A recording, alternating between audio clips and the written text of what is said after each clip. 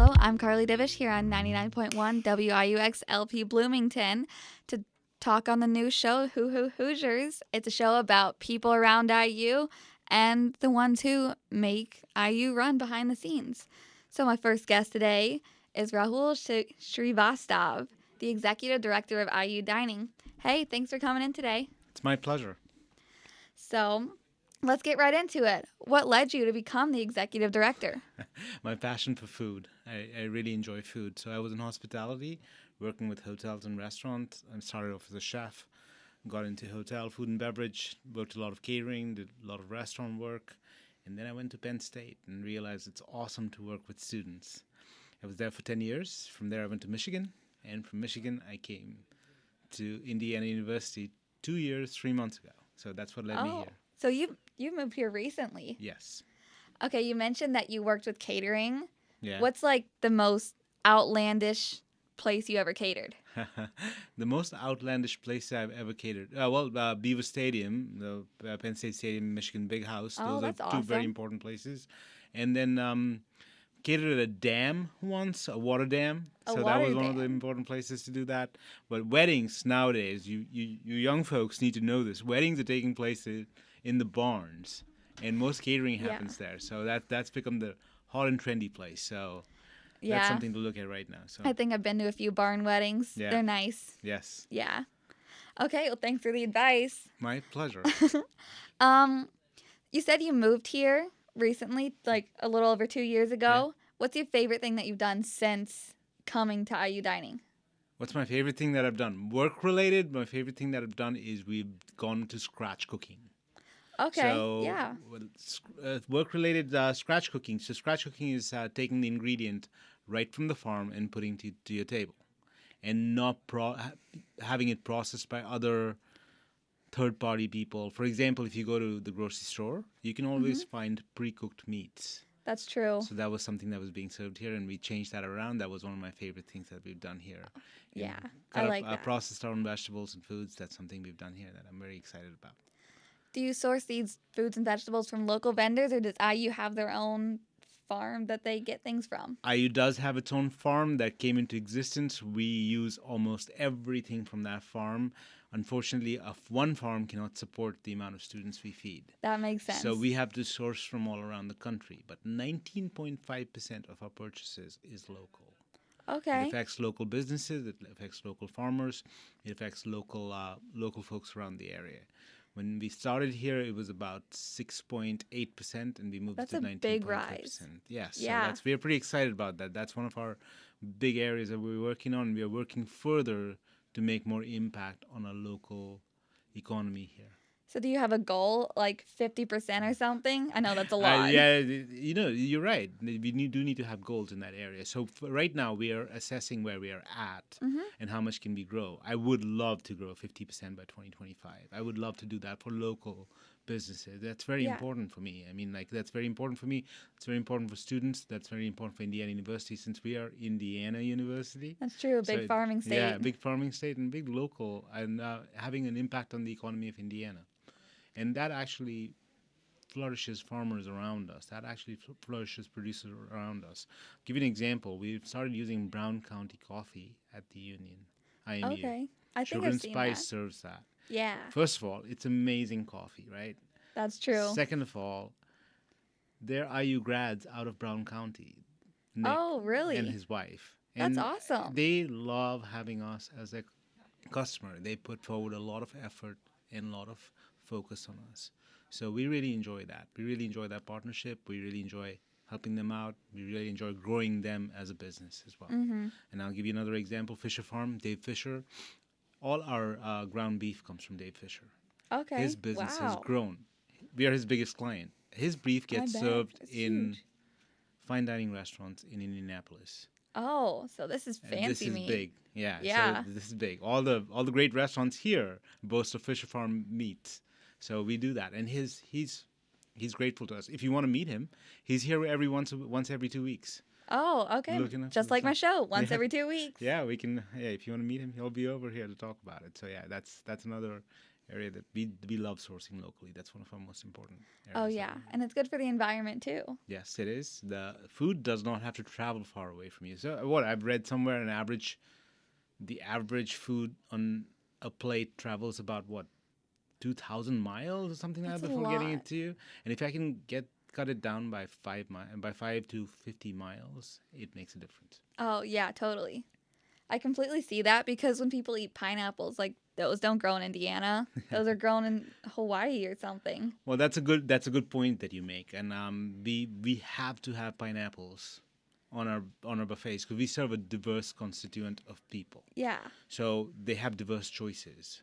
And that's true, and I appreciate that. Yeah, and so we have to have something for every palate. So So it's impossible to get completely local, yes. which has to be okay at some point. Yeah, so we have to provide choices, and we have to provide choices to people, to our constituents who are coming in and eating, enjoying the foods in different seasons. But we try to keep it as seasonal as possible. Yeah. Speaking of environmentalism, Yeah. how would you feel about going way past a lot of limits and moving towards phasing out red meat in IU dining? Oh, that's a very good question. So our geographical location, we're in Indiana, farming state, like we Yep. talked about. It's also a cattle state. So That's true. how possible is that? One of my highest consumption of meat is chicken. Actually, it's not beef. So I love that's chicken. one of the things that is our highest consumption of our proteins. Phasing out red meat. That's a very good question. Can we do it? It is possible, but our consumer base is not going to be happy about it. That's true. So yeah, they're going to have a revolt on it, and Yeah. then there's going to be political implications coming from that, as That's you know, true. that we are biasing towards a certain political group and doing something that is theirs. But I would love to, but I don't think it's possible. I Yeah. think for the environment, it'll be so much better, and for the health too, it'll be so much better. But right now, I don't think we are ready for it. I don't think our environment is ready for it right now. That's true. So- It would be a huge step. Yeah. It was just a thought I had when I was writing out the questions, and I was like, you know what? It doesn't hurt to ask. Yes, but we are taking steps to increase plant-forward and plant-based foods. I don't know if you've read the IDS lately. Humane Society was here for our Big Ten chefs, the first Big Ten Chef Summit, Oh, and wow. they put us in front of all the Big Ten chefs that Indiana University is doing a lot towards the plant-forward and plant-based movement. Oh, I can see So- that. Yeah, we just introduced Beyond Burger. I saw across that all the and all the places. salad Yeah, bars. I or- need to try it. I just Yeah. haven't had time. Yeah, no, you should try the Beyond Burger. It's pretty good. I mean, I'm not an advocate for any kind of food because I love all kinds of foods, but you Makes should sense. try it. It's different. All the vegetable patties that we've tasted in the past haven't been this kind of like closeness to texture and everything towards red meat and things like that. If you've looked at the recent quick service restaurants like KFC, etc., KFC sold out in Atlanta In Atlanta. of Beyond Chicken, Oh, wow. right? Beyond Chicken or some the I haven't heard of Beyond Chicken. So they sold out in about 3 hours, and That's they so prepared fast. according to how much chicken was consumed in that space. So, Wow. so this is coming up. People are looking Yeah. for alternative sources of proteins. So, but I'm not advocating for either that or for the red meat side of it. But there is a movement for it. I have to consider both of my customers, the red meat eaters and That's the non-red completely meat understandable. eaters. Yeah, you're serving a huge campus. You have to consider everyone. Yeah, it's about 40,000 students. So yeah.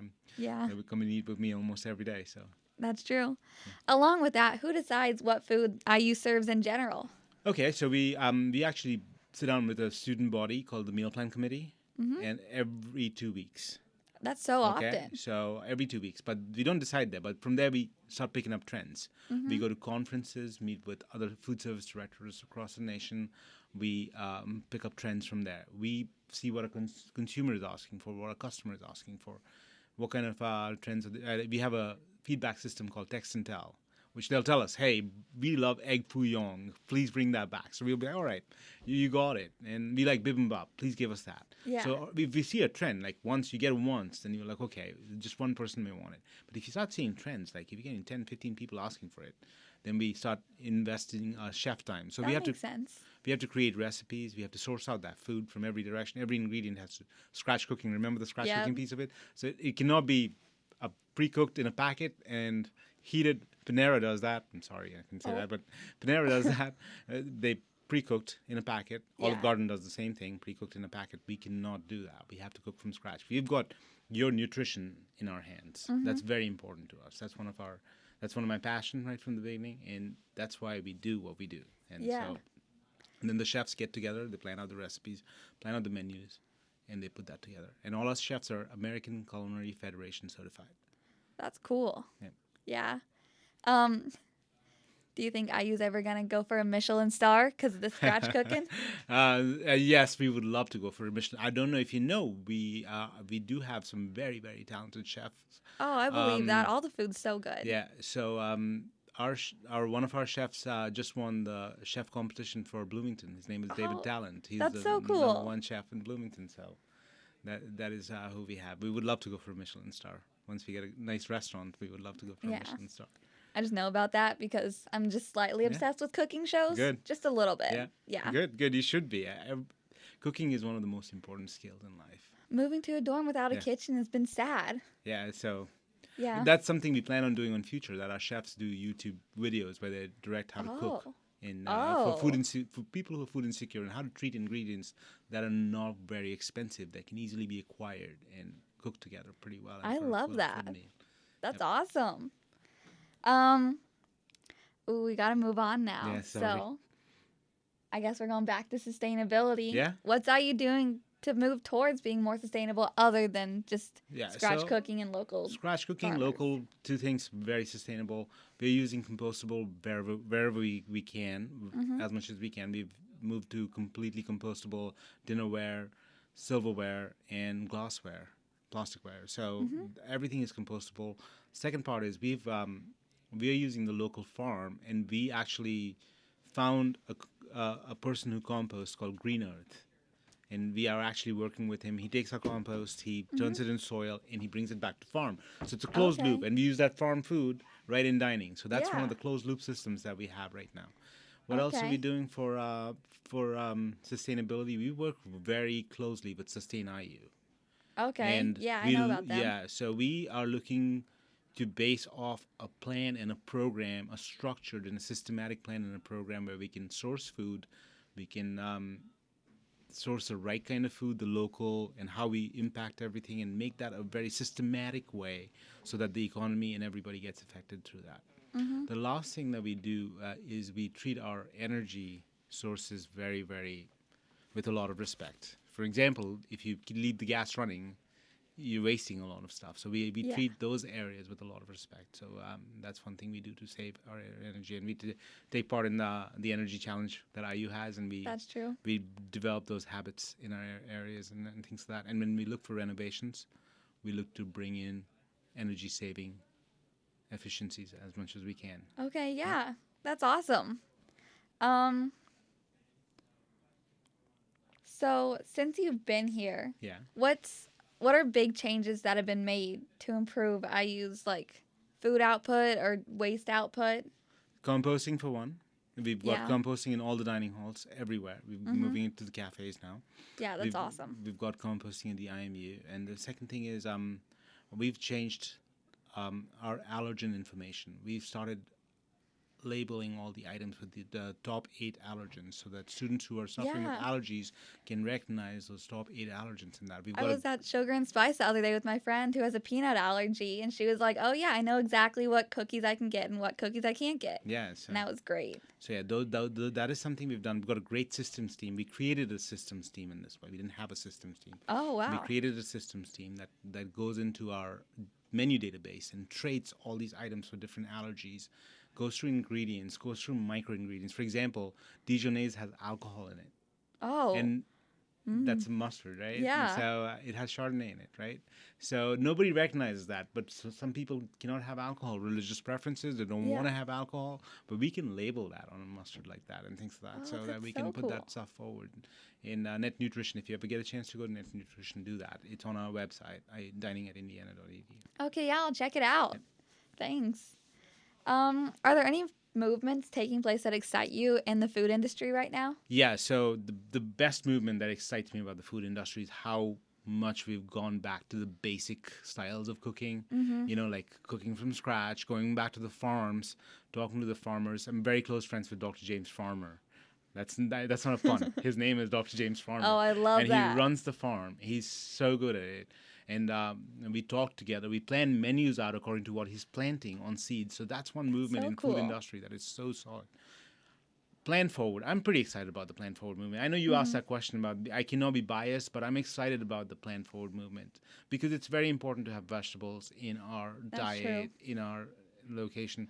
Like we've been intentionally adding lots of vegetables, stir fries and things like that. When you Mm-hmm. order stir fries and most of the bibimbap and the other Yeah. stuff, and that gets ordered, it has a lot of vegetables in it. But that's purposely done so that we can increase the vitamin and the nutrient supply, and B, it's because the dish looks so much better. It's so much presentable with It the does. It's nice vegetables. and colorful. Yeah, Yeah. so that's something we are focused in doing. So that's something I'm really enjoying in the new culture of food and beverage. I love it too. It's so much fun. Good, yeah. I'm glad. I like that you're a foodie. Yeah. So, I've heard that there is a fair trade movement here at IU. Is that a Mm-hmm. goal for you guys to get fair trade certified? So our coffee is something we're going into fair trade. We are helping. So we are firstly, our major goal is local. Mm-hmm. Fair trade is there, yes, because it's important to farmers who are over there, important to farmers in the countries that require that kind of fair trade. And we want to source food very, very sustainably and very, very ethically. So that's part of fair trade. And yeah, we've been talking to the fair trade folks. They just did some research for me on bananas and how to acquire bananas that are fair trade and put them out in the dining halls. We're looking at that. We're looking at coffee specifically. We're looking at chocolate that is fair trade. We I've seen a serve lot of fair trade yes. chocolate and coffee on campus. Yes, so we do a lot of fair trade coffee, chocolate on campus. Now, our bigger ones like Starbucks, etc., they don't brand anything fair trade. They say it, but they don't brand it. But Okay. I'm like, okay, if you're not going to be branding it, then I can't go. Yeah. Then there's no certification behind it. But it doesn't matter. Wherever we can source fair trade, we do fair trade. We have a That's bicentennial blend up in Gift Shaw in all the cafes. Oh, that's cool. That's fair trade coming from Hubbard's and Craven's out of Indianapolis. Okay. So that's a great coffee. That is Yeah. fair trade right now. Fair trade is an important movement, especially I think so. produce that is coming from third world countries, Mm-hmm. and especially products that are coming from third world countries. Yeah. How often do you meet with the food suppliers? How often do I meet with Fisher Farm? I meet bi-weekly, as much as I can. Those are the folks that know what is going on with food that is growing. How is it coming to you? How is it coming to us?